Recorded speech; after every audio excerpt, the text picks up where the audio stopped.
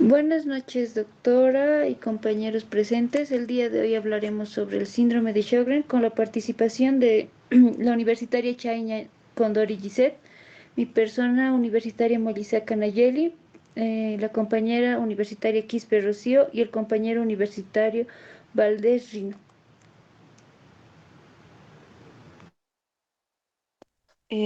Este síndrome va a ser un trastorno del sistema inmunitario que va a ser caracterizado por la sequedad ocular y oral, en donde el sistema inmunológico va a atacar a sus propias células del sistema de las glándulas salivales y lacrimales. Este síndrome va a ocurrir junto con otros trastornos como va a ser la artritis reumatoide y la lupus eritematosa, de esto en casos secundarios.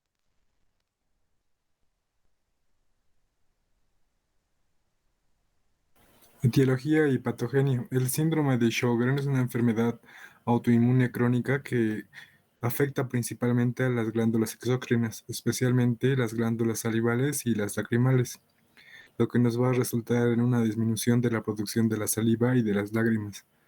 Esta condición nos va a llevar a la sequedad de la boca, de los ojos, que son los síntomas más frecuentes.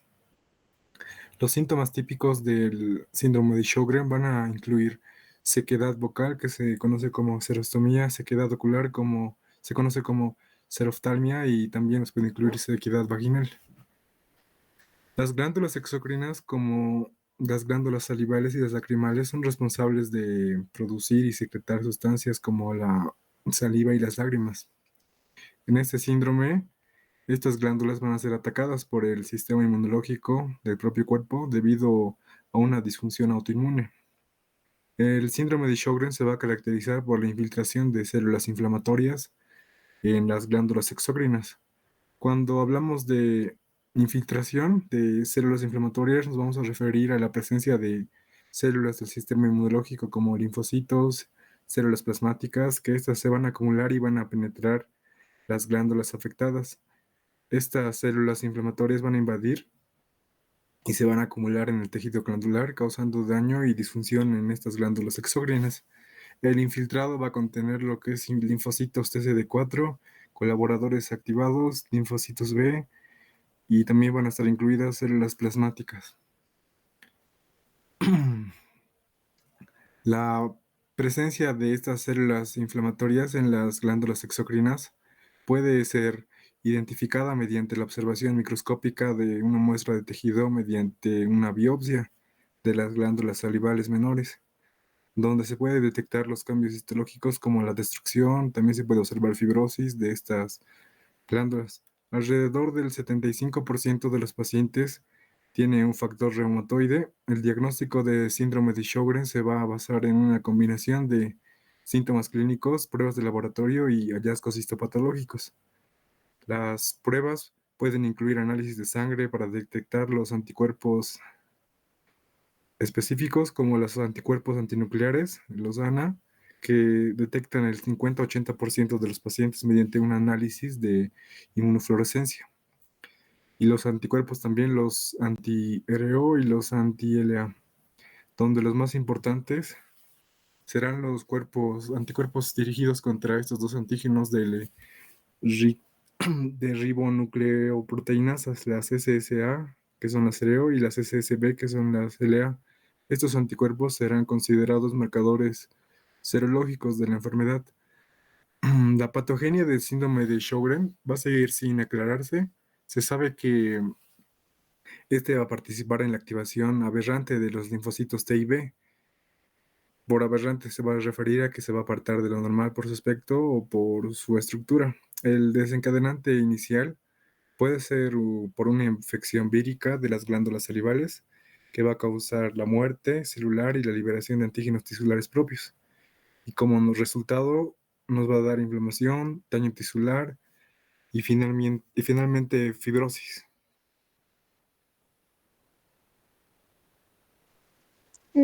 Bueno, yo les voy a explicar un poco sobre la morfología de este síndrome. El síndrome de Sjögren afecta principalmente a las glándulas salivales y lagrimales. Estas van a ser las principales dianas de esta enfermedad, pero también pueden atacar a otras glándulas como las que van a revestir a las vías respiratorias, digestivas y vagina. Entre los hallazgos histológicos más importantes de este síndrome se puede ver una infiltración linfocítica periductal y perivascular. Este infiltrado linfocítico se puede hacer extenso y puede hacer folículos linfoides con centros germinales. Y al afectar a otras glándulas como las que revisten estos distintos órganos como las vías respiratorias, digestivas y vagina, afecta principalmente a las células epiteliales que van a revestir estos conductos y pueden mostrar hiperplasia u otro tipo de malformaciones. Siguiente.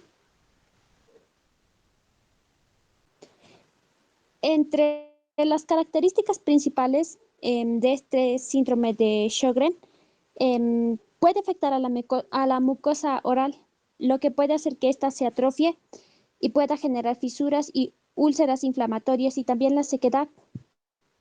Este síndrome puede afectar, como ya dijimos, a las glándulas lagrimales y salivales. En las glándulas lagrimales puede ocasionar lo que se conoce como sequedad oral o xeroftalmia. Y los síntomas más frecuentes pueden ser entre sequedad y disminución del lagrimeo y también prurito. Y también puede provocar en las glándulas salivales la sequedad oral, lo que puede afectar la vida del paciente, haciendo que éste tenga dificultades para masticar, hablar y deglutir. También en los ojos principalmente puede afectar el epitelio corneal y lo que puede ocasionar que éste se inflame, se erosione y se ulcere. En la prevalencia debemos tomar en cuenta que puede dar tanto a niños, jóvenes y adultos, pero se considera más en las mujeres mayores de 40 años. Las causas aún no va a continuar sin conocerse, pero se va a creer que tiene un origen multifactorial, como los factores constitucionales, que serían los internos, tomando en cuenta que son genéticos o hormonales, y los factores ambientales, que son externos, considerando a los virus, bacterias, entre otros. En los tipos de Sjögren vamos a clasificarlos en dos, que el primario, este va a aparecer sin presencia de otras enfermedades autoinmunes asociadas, tomando en cuenta la seroftomía y la seroftalmia. En el síndrome de Sjögren secundario, es cuando el Sjögren en el paciente va a presentarse con otras enfermedades autoinmunes o reumatológicas. Las más primordiales que debemos tomar en cuenta es la artritis reumatoide, el lupus eritematoso, el síndrome de Raynaud. Los síntomas que un paciente va a presentar con un síndrome de Sjögren va a ser el ojo seco, que sería la seroftalmia. Este nos va a mencionar que es bajo una reducción de la producción de las lágrimas de las glándulas lacrimales, va a producir una sensación de quemazón, ardor y dolor o una visión borrosa. En cambio, en la seroftomía, que es la boca seca, se va a producir por una reducción de producción de las glándulas salivales, va a producir una boca seca, dificultad para masticar, tragar y hablar. Otras manifestaciones clínicas que también debemos tomar en cuenta son la tumefacción parotidia, que este puede presentarse de forma aguda o crónica. Puede obligar a descartar un linfoma en una manifestación frecuente, y otras cerosis que también se presentan es una sequedad nasofaringea, una serodermia o una sequedad vaginal. ¿Cuáles son otros síntomas más frecuentes? Según la Asociación Española del Síndrome de Sjögren, también los pacientes van a mencionar que presencia en cansancio, un dolor articular, picor y sequedad de piel, un trastorno de sueño, fallas de memoria, nariz seca, tos seca y entre otros. En el diagnóstico, para diagnosticar a un paciente con síndrome de Sjögren, en la seroftalmia debemos tomar en cuenta la prueba de Schirmer. Esta prueba Antes del examen se debe aplicar unas gotas oftalmológicas anestésicas con el fin de evitar el lagrimeo de los ojos debido a una posible irritación causada por las tiras de papel. Se va a introducir esta tira de papel en el saco conjuntival inferior durante 5 minutos. Si la prueba va a salir positiva, es que la parte húmeda del papel va a medir entre 5 milímetros después de haber expuesto en 5 minutos. Para la serostomía debemos tomar en cuenta la cielometría. Esta va a medir el flujo de la saliva sin estimulación, que debe ser mayor de 1 a 5 mililitros en 15 minutos. La cielografía parotidia nos va a permitir visualizar los conductos anteriores y exteriores de las glándulas salivales. Y la gamografía parotidia, que se va a usar una cámara especial y un marcador con una sustancia radiactiva para tomar imágenes de las glándulas salivales. En el tratamiento para la seroftalmia se debe aplicar lágrimas artificiales,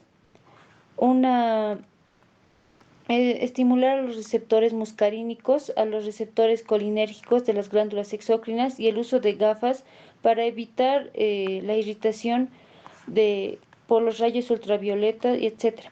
La pilocarpina, uno de los medicamentos que se puede utilizar, este va a actuar sobre los receptores muscarínicos M3 y M2 de las glándulas exócrinas. El cevimelin va a estimular al colinérgico de los receptores muscarínicos de tipo 3 de las glándulas lacrimales. Y para la seroftomía, se debe mencionar al paciente que debe tener una buena higiene bucal, una estimulación salival, ya que estos pacientes, cuando presentan esta seroftomía, son más propensos a presentar caries dentales. Eso sería todo, doctora. Gracias.